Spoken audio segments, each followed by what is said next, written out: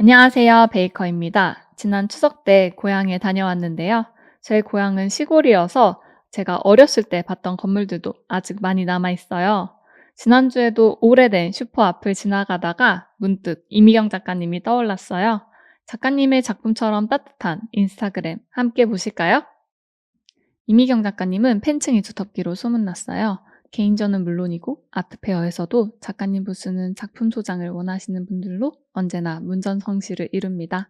그럼 리스부터 보실까요? 사티TV 전에 공쉘TV가 있었죠. 공쉘TV 속 작가님은 이렇게 이야기하세요.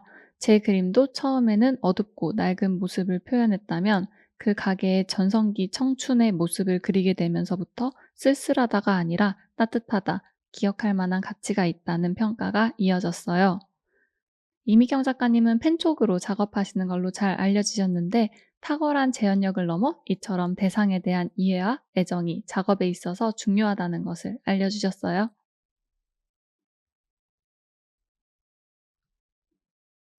이 영상은 작가님이 직접 찍으신 것 같죠? 줌인, 줌아웃도 직접 앞뒤로 움직이시면서 촬영하신 것 같아요. 덕분에 우리는 양촌상에는 물론 이 가게 주변의 풍경도 같이 볼 수 있어요. 저는 이런 게 인스타의 매력인 것 같아요. 물론 인스타도 자본이 들어와서 하기도 하지만 작가님들에게는 최소한의 하지만 정말 중요한 매체죠. 그리고 이렇게 작가님의 몸짓까지도 담고 있어요.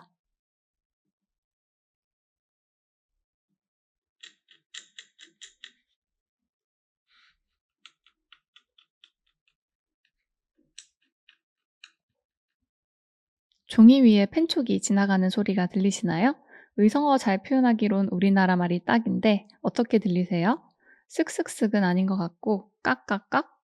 로트링 펜도 아닌 일반 펜촉이기 때문에 중간중간 작가님은 잉크병에 펜을 담그시죠. 교실에서 서걱서걱하는 연필 소리가 들렸던 미술시간 연필 소묘가 생각이 나요.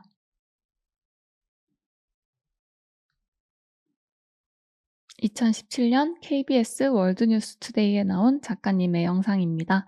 이 영상에서도 쓱쓱쓱 하는 펜촉의 소리가 담겼고요. 삼거리 슈퍼가 어떻게 작품 속 소재가 되었는지도 잘 보여줍니다. 작가님은 직접 지방의 오래된 가게를 찾아다니시면서 주인분도 인터뷰하시고 사진도 찍어서 작품의 밑그림을 구상합니다. 그리고 디테일을 보세요. 아마도 뮤지션이 보았다면 곡을 썼을 만한 그런 풍경이죠. 전체 영상은 작가님의 인스타에서 꼭 봐주세요. 이번엔 JTBC 뉴스예요. 앵커분이 20년 넘게 300곳을 그리셨다고 말해주셨어요. 300개 넘는 구멍가게들의 화양연화를 펜으로 그리시는 거죠. 작가님은 이야기해요. 요만한 거 그리는데 2달이 걸린다고요. 펜으로 그린 선은 무척이나 얇죠. 이런 선들이 겹쳐지면서 면을 만들고 그 면 안에서 컬러와 명암을 가져요. 정말 작가님이 정성과 애정이 담긴 작품입니다. 그리고 작가님은 다양한 언어를 포함해서 책도 여러 권 출판하셨다고 하네요. 그럼 게시물을 보실까요?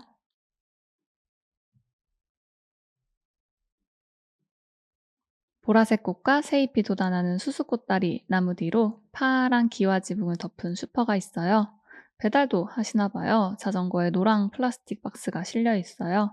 방금 배달을 다녀오셨는지 대문도 열려 있고요. 그리고 꽃잎과 나뭇잎들은 하늘을 여러 개 조각으로 나눠 놓았네요. 작가님은 여행도 많이 다니시나 봐요. 국내는 물론이고 해외에서도 이렇게 오래된 가게를 찾으시네요. 댓글을 보니 저도 저 상점 앞을 지나치며 오래된 가게네 하며 한참 머물렀는데 반가워서 글 남겨요. 라고 하셨어요. 조만간 작가님 작품에 시드니의 오래된 가게가 등장할 것 같아요. 이번엔 몽고입니다. 역시 오래된 그런데 예쁜 가게들을 찾아 사진을 찍으셨네요. 아니나 다를까 맨 마지막에는 작품으로 남기셨어요. 여행 중이셔서 그런지 펜으로 그리시지는 않았고 수채화 같아요. 수채나 아크릴 그리고 유화까지 보다 편한 재료들이 있는데 왜 시간도 오래 걸리는 펜과 잉크를 선택하셨을까요? 코엑스에서 열렸던 서울국제도서전에 작가님의 책이 출품되었고 작가님은 일일 책방지기도 하셨어요. 슈퍼 앞 노을진 평상에 앉아 옛 기억을 떠올려 봅니다. 얼마나 바삐 살았는지, 얼마나 잊고 살았는지 살랑이는 바람에게 묻습니다. 라고 적혀 있어요. 교보문고에서 작가님 이름으로 검색을 해봤어요. 남해의 봄날, 구멍가게 오늘도 문 열었습니다. 동전 하나로도 행복했던 구멍가게의 날들 등 세 권의 책이 잡히는데 세 번째 책은 아쉽게도 절판이 되었다고 합니다. 작가님 작품은 현재 갤러리에서 구매가 하늘의 별 따기라고 하니 우선 책으로 작가님의 작업을 먼저 접해보시는 걸 추천드려요. 옛날에는 보온밥솥이 일반화되지 않아서 아침에 밥을 지으면 점심에 따뜻하게 드시려고 이렇게 이불 속에 밥그릇을 묻었다고 해요. 이불 속에서 보다 오래 지속되는 가족 간의 온기. 작가님은 이렇게 표현하셨어요. 제가 다녔던 초등학교에도 이런 큰 나무가 있었어요. 여름 방학 전 나무 밑 그늘에 서면 뛰어놀 때 이마에 맺혔던 땀방울이 잦아드는 그런 청량감을 느꼈었죠. 저는 이 작품에서 나무 아래 놓인 의자 두 개가 너무 좋아요. 사람이 만든 것 중에서 가장 사람을 닮은 게 의자라고 하는데요. 방금 전까지 저 의자들은 사람들이 앉아서 더위를 식히며 이런저런 이야기를 나눴을 것 같아요.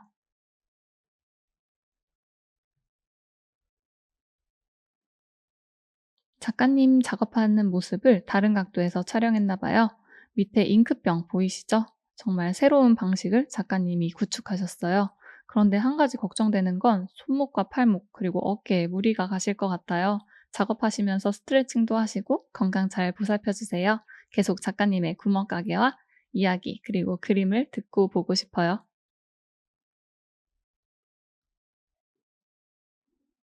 겨울은 역시 밤이야. 동짓날에 추운데 따스하다. 라고 적어주셨어요. 밤이에요. 펜으로 그려진 풍경 중에 밤은 많지 않은데요. 게다가 동지라고 하네요. 겨울은 밤이 길죠. 긴 밤에 가족들끼리 모여서 TV 보다가 출출해지면 막내가 주전부리 사러 가던 슈퍼의 모습 같아요. 펜으로 눈은 어떻게 그릴까요? 답은 이 작품에 나와 있습니다. 그리지 않는 거죠. 작가님 작품 중에서 이렇게 설경에 눈이 가는 건 그 섬세함 때문일 것 같아요. 눈 덮인 나뭇가지는 그 가지를 표현함으로써 눈은 아무것도 그리지 않아도 저절로 생겨나요. 눈 덮인 마을은 눈 외의 사물들을 그림으로써 눈밭이 드러나죠. 단순하지만 여러 울림이 있는 작품입니다. 복잡하기보다는 같이 함으로써 오히려 존재가 부각된다는 그런 생각을 해봤어요. 이렇게 펜촉들이 쌓여갑니다. 어떤 펜은 삼거리 슈퍼를 그려냈고 또 어떤 펜촉은 우체통을 탄생시켰죠. 작가님은 이렇게 사용한 펜촉들을 나무 그릇에 모아두셨어요. 20년 넘게 그리고 앞으로도 수십 년 동안 쌓이고 쌓일 펜촉들은 작가님의 분신들이에요. 작가님은 옛 가게들을 찾아서 그냥 사진만 찍는 게 아니었어요. 주인 어르신들 얘기를 들으면서 가게의 느낌을 찾는 거죠. 다음 장면은 가게의 지금 현재 모습이고, 이 다음 장면은 작품으로 청춘을 되찾은 가게의 모습입니다. 회화는 사진이 못 담는 걸 담아내는 힘이 있어요.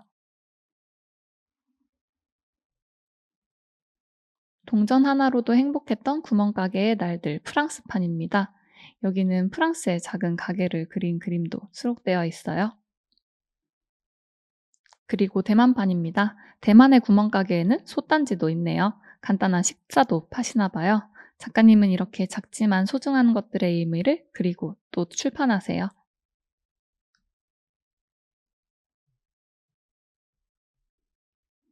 2018년 11월 20일 작가님의 첫 인스타 게시된 날입니다. 이날 작업은 완주 고산 용암상회입니다. 안녕하세요. 정겨운 그림이 좋아서 감상하던 중에 제 고향 고산이 있어서 너무 반갑게 인사드립니다. 이런 댓글이 있어요. 잊혀져가는 대상에 영원, 영속을 부여하는 인물을 작가님이 짊어지셨어요. 한마디로 정의할 수 없는 게 미술이지만 작가 자신만의 개성을 찾는 게 무엇보다 중요해진 시대예요. 구멍가게를 그리는, 그것도 펜으로 그리는 이미경 작가님과 작품을 우리가 찾고 기억하고 좋아하는 이유입니다. 그럼 지금까지 베이커였습니다.